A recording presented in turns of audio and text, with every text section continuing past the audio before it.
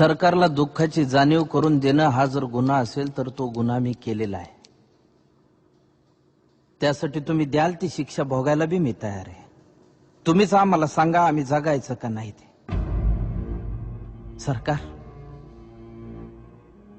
शेपूट हलवून हलवून मैस दमती पण पाठीवरचा कावळा उडत नाही. तसा आत्महत्येचा विचार आमची पाठ सोडित नाही.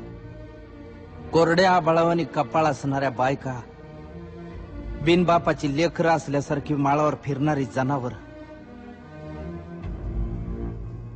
हे सारं गावाला नजर लागली म्हणून नाही झालं सरकार.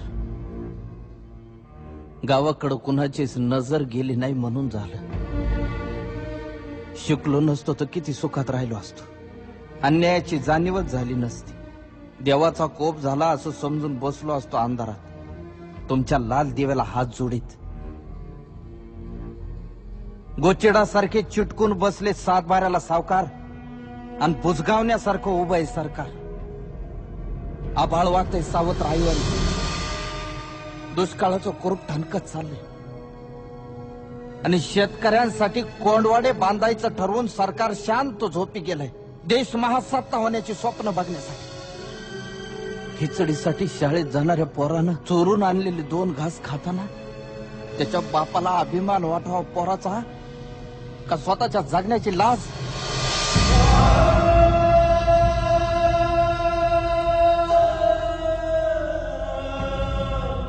अजून अंत पाहू नका सरकार. शेताचा मसनवाटा झालेला आहे. ज्या दिवशी शेतमालाला भाव मिळत नाही म्हणून उभं पीक जाळतो आम्ही, त्या दिवशी तुमच्या नावानं सुतकच पाळतो आम्ही.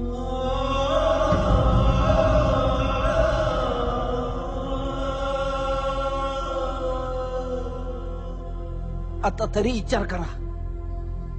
नाहीतर 1 किलो गव्हासाठी तुम्ही 1 दिवस देश गहाण ठेवलेला असत. त्या दिवशी ध्यान देऊन बघा, माझ्या पिंडाला कावळा शिवलेला असत.